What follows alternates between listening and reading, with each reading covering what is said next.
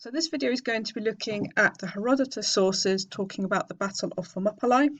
So you're going to need to find in your source books Herodotus 7.1745 to 5, 7.207, 7.219 to 2222, too many twos, and 7.228. So for this source, we're basically looking at the key events at the battle and any effects of the battle that occur.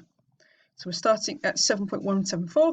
So this was the course of expedition to Thessaly. While the king was planning to cross into Europe from Asia and was already at Abydos, the Thessalians, now bereft of their allies, sided with the Persians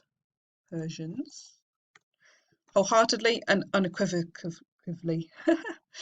As a result of this, they, in their acts, proved themselves to be the most useful king. So we do have an example again of some Greek states, so the Thessalians, Medizing and going to the side with the Persians instead. When they come to the isthmus, the Greeks, take into account what was said by Alexander, deliberated as a body how and where they should stand to fight. It was decided that they should guard the pass of Thermopylae, for they saw that it was narrower than the pass into Thessaly and nearer home. The pass then which brought about the fall of those Greeks who fell at Thermopylae, was unknown to them until they came to Thermopylae and learned of it from the men of Trachis.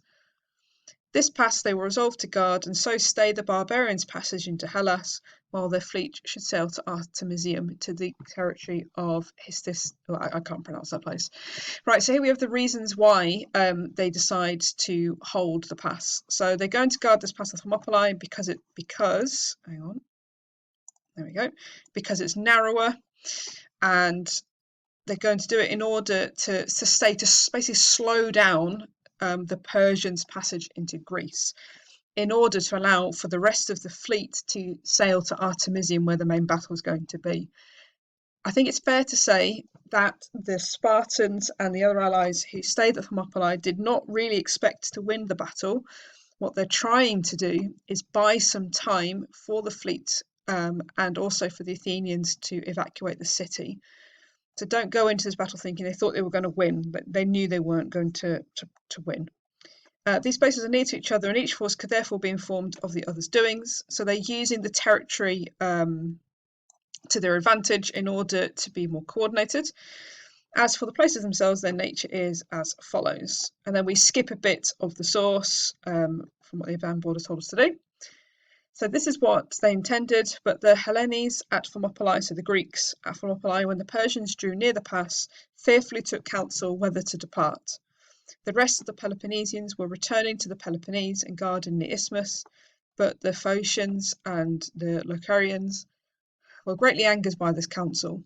Leonidas voted to remain where they were and send messages to the cities, bidding them to send help, since they were too few to ward off the army of the Medes.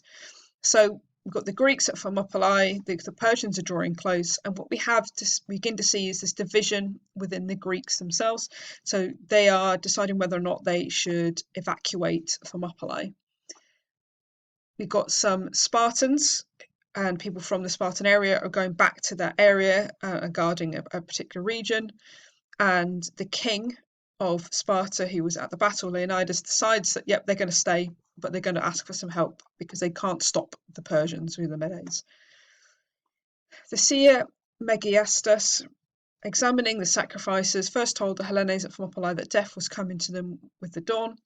Then deserters came who announced the circuit made by the Persians, so there has some information passed to them. These gave their signal while it was still night. A third report came from the watchers running down from the heights at dawn. The Hellenes then took counsel, but their opinions were divided. So again, the Greeks are divided about what to do. This is a recurring issue within the Persian War about the Greeks not agreeing on policy. Some advised not to leave their posts, but others spoke against them. They eventually departed, some departing and dispersing each to their own cities, others preparing to remain there with Leonidas. So if you have watched the film 300, for example, which is historically a terrible film, enjoyable, but a terrible film, it does give the impression that it was just literally Leonidas and about 300 Spartans. In reality they did have other cities with them. Not many of them, they didn't have many allies, but it is not just the fact that it was just the Spartans there. There were Spartans and some other Greek allies as well. It is said that Leonidas himself sent them away because he was concerned that they would be killed, so maybe he's trying to protect other Greek states, but felt it not fitting for himself and the Spartans to desert that post which they come to defend at the beginning. So Spartans are not known for retreating. They will fight to the death.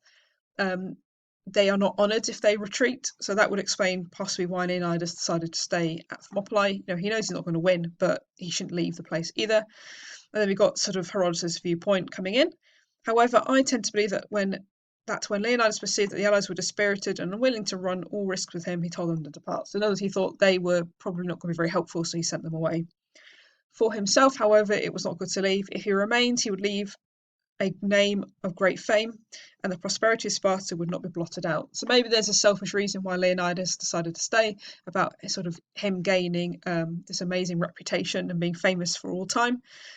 It's not particularly Spartan, that viewpoint. So this is very much Herodotus's, so like an Athenian-ish view of why the Spartans decided to stay at Thermopylae. I would suggest that maybe Herodotus is not right here. When the Spartans asked the oracle about this war when it broke out, the Pythia had foretold that either Lacedaemon would be destroyed, that's Sparta, would be destroyed by the barbarians, or the king would be killed. He gave him his answer for some verses. I'm going to skip the verse because it doesn't really tell us anything. Like a lot of ancient sources, they like to give you a bit of a poem or a source, like an oracle or a play, and much of the time it's not relevant. So we're just going to skim across that. Considering this and wishing to win distinction for the Spartans alone, he sent away the allies rather than have them leave in disorder because of difference of opinion. So we still have the fact that the Greeks are divided, and we got this Herodotus' view that he's sending them away in order for the Spartans to gain the glory. Again, I would suggest probably not entirely true. Not least have I the proof of this. So he's even pointing out that he doesn't know this is actually true. He's just kind of possibly making it up. It's the fact that Leonidas probably dismissed the seer who attended the expedition for fear he might die with them. This was Megastius, the Arcanian, said to be descended from Melapomus, the one who told from the Cyclops what happened to them. He was dismissed but did not leave. Instead, he sent away his only son. He was also with the army. Fun fact for you there.